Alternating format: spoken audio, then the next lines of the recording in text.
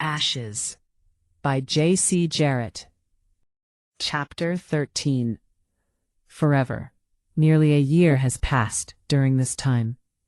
Rand and Jana traveled the land, laying low and hiding in plain sight. They decided when leaving the ruin of the monastery to not allow Rubeus to gain the crown, and have been on the run ever since. Now that so much time had passed, they had started to feel more relaxed, hoping that Rubeus had given up on finding them. The couple entered the gates of the town of Oak Grove. "How are we doing?" Rand said, placing a hand on the swollen stomach of Jana, who was clearly with child. "We are fine. Please don't worry," she said to him, playfulness in her voice.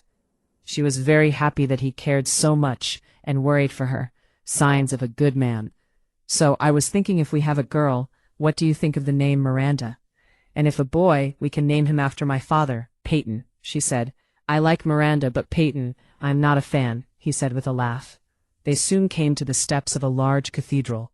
Reaching out, he took her hand and led her up the stairs. Before long, they stood in front of a smiling priest of Tal. "Together we are here to join this man, Rand Westlake, and this woman, Jana DeMarco, together in the eyes of Tal forever," the priest said, his voice full of delight. Rand and Jana looked deeply into each other's eyes, their hands together between them. "Jana, when I first saw you there on that winter day, I felt my heart skip a beat, and knew you were forever going to own my heart. You are my life and my reason this world is better because of you," Rand finished, as Jana wiped a tear from her eyes. "Rand, when I first saw you, I thought you was just another man with a sword. But I was quickly proven wrong. You are the holder of my heart, soon to be the father of our child, and the only person I want to spend forever with. I love you with all I am. With those words, I now join you together in the eyes of Tal forever," the priest finished. The slow clap of a single person echoed through the empty cathedral. Rand and Jana turned to see the slender form of Rubeus, walking toward them slowly, clapping his hands. "Congratulations," he said, his voice dripping with sarcasm, "and even with child I see, how wonderful." Jana drew her blades so fast they seemed to snap into her hands. In answer to this, Rubeus spread his hands about waist level, the fingertips beginning to glow with a white light. "This is a place of peace," the priest called out, but was completely ignored. "It's been a while, and this is how you treat old friends? Especially ones you owe? Just hand it over, and all will be forgiven. You can go about your lives free of fear," the wizard sneered to the newlyweds. Jana tore from the dais and charged the wizard. She was done running and wanted this to end now. Rand pulled his huge sword from his back, but was nowhere near as fast or nimble as the female. Rubeus let the energy go, and 10 white balls of light streaked toward the blonde warrior. Rand let loose a yell of protest, in fear for their unborn child, but was soon had his fear squashed. Jana never missed a step, leaping into the air. She spun her body, going nearly parallel to the ground, weaving through the white balls of energy, landing directly in front of the wizard, who wore a look of disbelief on his face. She showed no hesitation when the point of her left-hand saber exploded from the wizard's back, the hilt coming to rest on his stomach. Their faces an inch apart, the look of fear caused the wizard's eyes to widen. He coughed violently. Blood sprayed from the wizard's mouth, covering the blonde warrior's face in a red mist. Blood ran down the corners of his mouth. Jana pulled her blade from the dying wizard and watched with very little emotion as he fell to the floor, gripping his stomach. Rubeus's normally perfect white shirt was quickly being taken over with a bright red stain that spread from the front and to the back, trying to meet. Jana stood over him, his blood running down her blade, dripping upon the floor. "You brought this upon yourself. All you had to do was leave us alone," the expecting mother said to the dying man. "Please don't let me die like this," the wizard coughed. Jana put away her blades, and Rand took her by the arm. The pair moved quickly through the cathedral toward the exit. Soon they were out of the town and back on the open road, trying to put as much ground between themselves and the bloody mess they left behind. The priest dropped to knees beside the dying wizard. "Please let me help you." The sun began to dip fast in the sky, casting long shadows over the land. Jana and Rand moved as fast as they could over the uneven ground of the forest's edge, staying from open roads in fear of there being mercenaries working with Rubeus. Suddenly Jana stopped. She bent low, and both the pants' legs was suddenly wet from her groin down. "Rand, the baby," she called out. The first contraction hit her a few minutes later, having her call out and forcing her to slow. Rand turned and picked the expecting mother up, cradled her in his arms. He ran on, moving back onto the road. Nearly an hour had passed, and lights not far from the edge of the road. A small house sat back from the road about 100 feet. Its front door opened, spilling flickering light out into the night. Rand started toward the house, in hopes this was someplace he could hide her and be safe for the baby's birth. "In the house," he called out, hoping the owners would hear him before they saw them. The priest's hand glowed with a golden light as he pressed it upon the wound in the wizard's stomach. Blood seemed to flow backward into the wound as the flesh knitted back together. When the glow ended and the priest took his hands away, there was just an angry red scar about 2 inches long right above his navel. Rubeus stood and looked at his shirt. The memory of the pain was still there, fresh in his mind. The man started from the cathedral with not a single word to the priest that saved his life, or the few onlookers that had taken interest in what was happening. "You're dead, Jana. You just don't know it yet," he snarled, as he walked down the long flight of stairs, drawing attention of people in the crowded street for his bloodied appearance. Rose Sereno poured a cup of hot coffee from the kettle over the cook fire in the fireplace. She had lived in this house for nearly 50 years, for the last few alone, after her husband had passed. The only time she got any visitors was when the occasional person would stop and ask to spend the night on her land. So, she was totally surprised when she heard the urgent voice from outside. She turned and moved slowly across the room to the door, having to use a cane to keep her steady. Rose found Rand with Jana cradled in her arms, rushing toward her home. "Is she hurt?" she called out from the small, covered porch. "Not yet," the voice screamed from behind Rand and Jana. A sudden burst of bright orange light flashed through the air, and a fist-sized fireball streaked through the air, hitting the elderly Rose in the chest. Lifting her off her feet, it carried the screaming woman back into the house, then in a blinding flash exploded in a huge ball of fire, engulfing the house, setting it to blaze. Rubeus stood, his left hand outstretched, with light wisps of smoke drifting from its palm. Behind him were 4 large men, all armed and armored. "This is the end for you. No more running.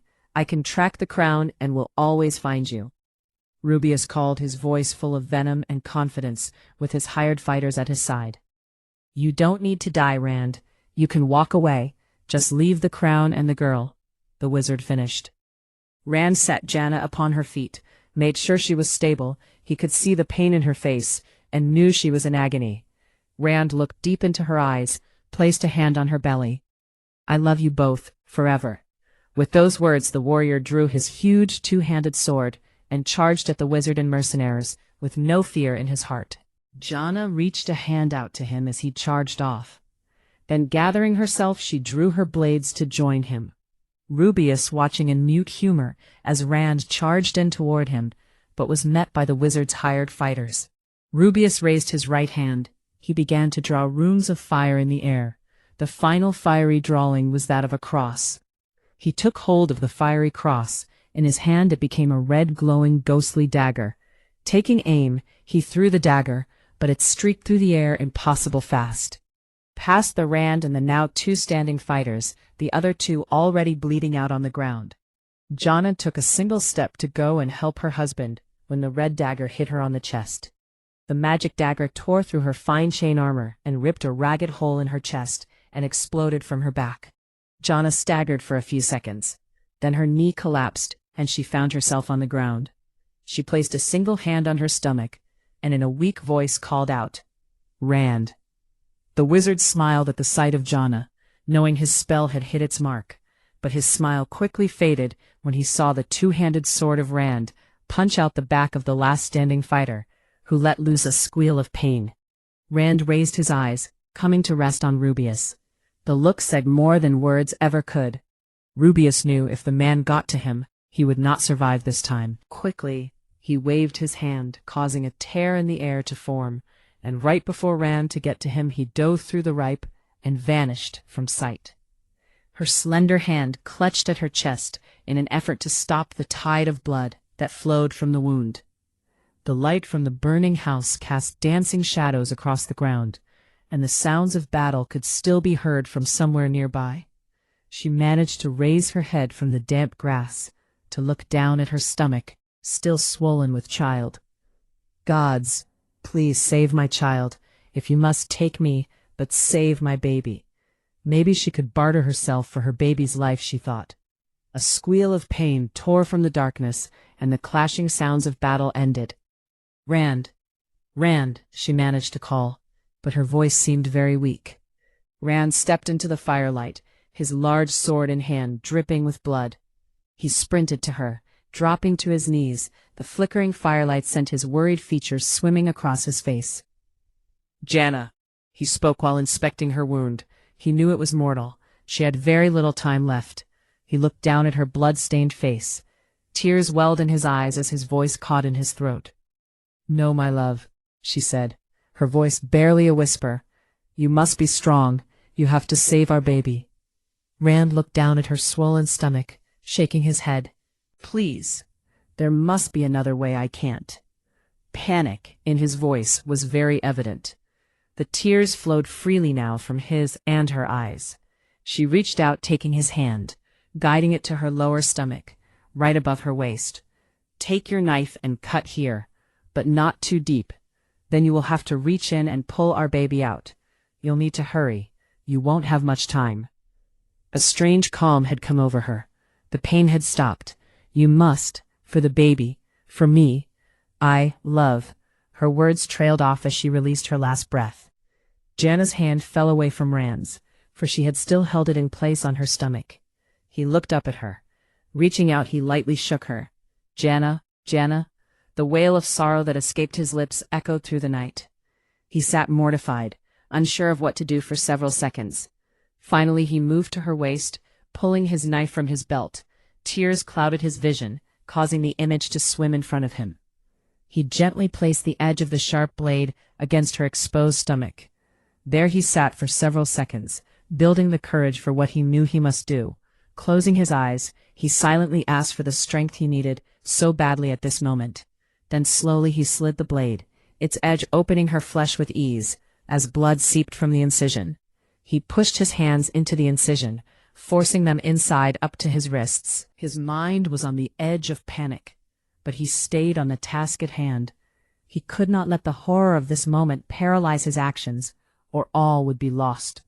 Suddenly, he felt movement as his hand brushed against the tiny child trapped in its womb. He knew that if he did not hurry, it would become the poor child's tomb. Taking hold with both hands, Rand gently pulled, watching the head escape the child's departed mother. The baby's cries filled the night as if it knew of its mother's passing. The new father looked at his newborn son covered in blood and gore. Sobs racked the man's body as he wept, holding his son, who would never know how brave and strong his mother had been. Rand removed his cloak, and laying the baby on it, he took his knife and snipped the umbilical cord, then wrapped his son tight in the cloth. Rand raised the baby up. See, darling, you did it. It's a boy, the devastated man said, his voice breaking with emotion.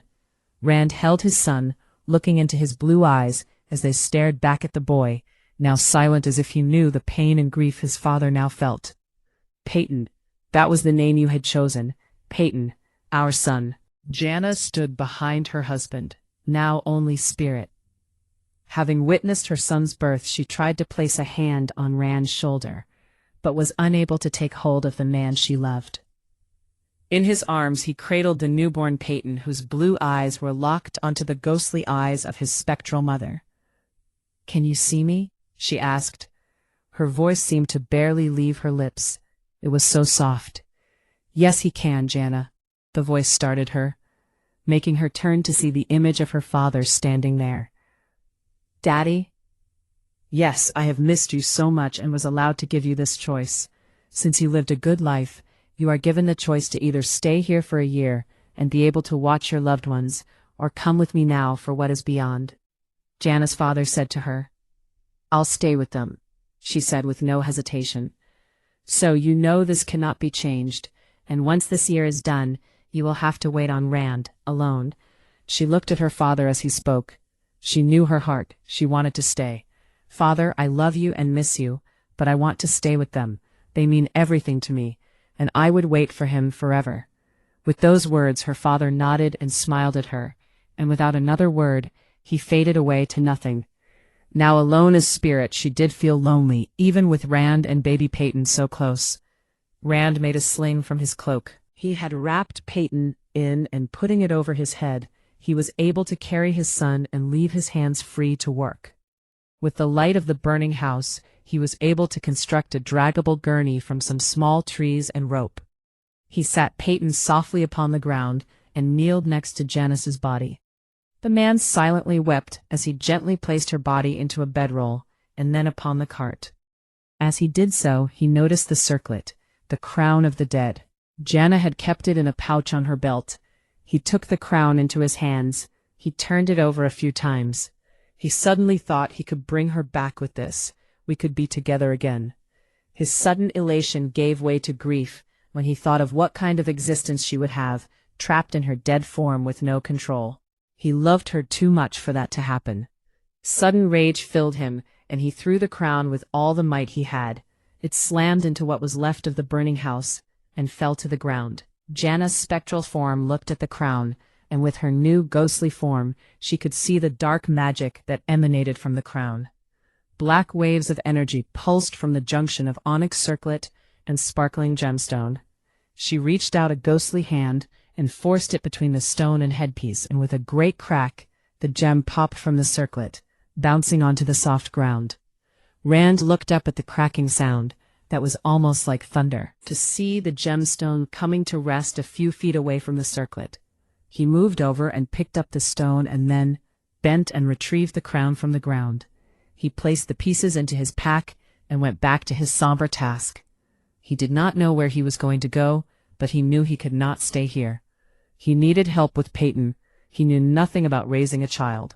He suddenly thought of Stevel, his brother, who lived not too far from where he was now, and had just recently married. Rand decided he would head to his brother. The next several days were hard. Having caught a small goat, Rand would milk it, then soak a piece of cloth in the milk and feed his son as best he could. Then, before a 10-day was up, he was standing in front of his brother's 3-room house.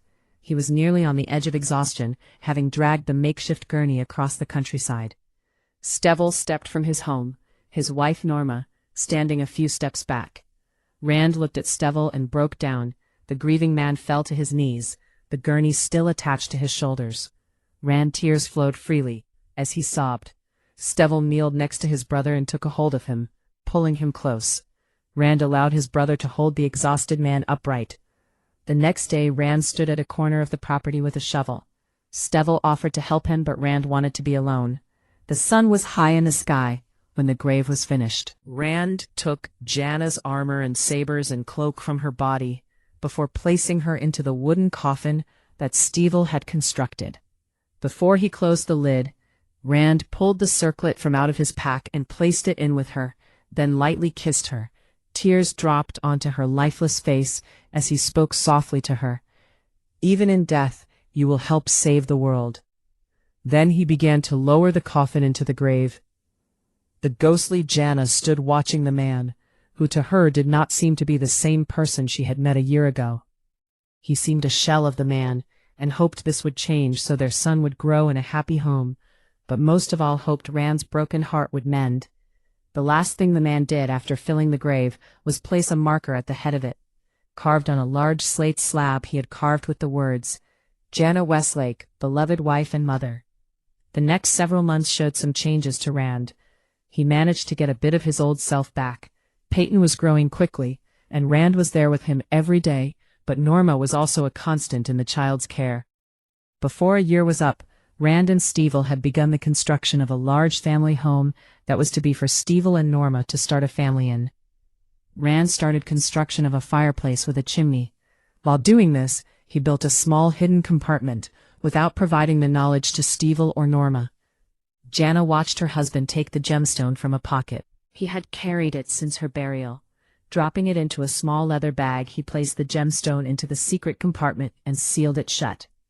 Before Peyton's first birthday, he was walking very well, and moved about the house and grounds with grace for a child so young. Jana enjoyed every minute she got to watch her son, and took comfort that he still watched her when she was near. Then the day that Jana had feared came. The living was around the table eating a dinner of smoked ham and eggs. Peyton was celebrating his first birthday, when the voice of her father came from behind her and would have taken her breath if she still needed it. "It's time," was all he said. Jana turned, and though she so desperately wanted to stay, she knew she could not. Her father reached out a hand to her, and she moved toward and took it, looking back one last time. She locked eyes with Peyton. "Mama," he said, reaching a small hand toward her. Everyone jumped at his first word. Then she was gone. Jana found herself alone in an empty void. She spoke to no one. "Forever, my love for you both will last forever." Peyton had taken seat upon an old log, and the spirit had sat next to him as she told her tale. Peyton was at a loss for words. All this time this crown had been here, all this time, and no one had ever told him. He felt betrayed by his father for having kept his secrets for so long, for lying to him, saying that his mother had died while giving birth. "I don't understand. Why would he not tell me the truth?" the warrior said with a touch of anger in his voice. "All I can say for his defense is the moment we met our lives changed, and the moment we ended up with that curse, our lives changed in a different way. Though you came from that time, I am afraid that time also ruined your father's outlook on the world, making him jaded," Jana said in her ghostly voice. Jana began to feel different, as if she was more insubstantial than she normally felt. She knew nearly immediately why her borrowed energy was running low. "I don't have much more time, my son." Her voice trailed off as her vision was drawn to the golden glow of the straight sabers resting on Peyton's hips. She thought of being trapped in the world of the living forever, how alone she felt while she was here after she had died. Even though she had been surrounded by those she loved, there was no interaction. It scared her, the thought of being trapped in the living world forever, having to watch everyone live and die, never being able to move on. Her thoughts drifted to the story of Dallas and the choice he made, his existence now. "I want to leave you with a gift to help you fight the darkness ahead." She steeled herself for what she knew she needed to do. "Draw your blades," she told the warrior, who did so with a confusion etched on his face. She looked at the swords she carried for so long. The golden glow of the blades seemed to call to her. Peyton watched as the spirit of his mother split and began to become absorbed into the finely made sabers. Her astral body stretched to what felt to be infinity. Right before she was completely gone, she called out to her son. "I will forever be able to protect you now. I love you, my son." Then she was gone. Peyton watched in confusion and fascination as his mother's spirit flowed into his swords. As she did, the blades began to glow. When she was completely absorbed, the swords glowed so brightly that the blades seemed to be made of golden light. Peyton spun the sabers, hearing them hum through the air. They seemed more than extensions of his arm, and more a part of him. As he stopped testing the blades, he looked down upon them. Expecting to see his own reflection in the blades, he smiled at the image of his mother. Not a ghostly pale gray image, but a vision of her in life, with long golden hair, much like his, and bright blue eyes. She smiled at him, happy with her choice. "I love you, mother," he said, fighting back tears, knowing she would be with him forever.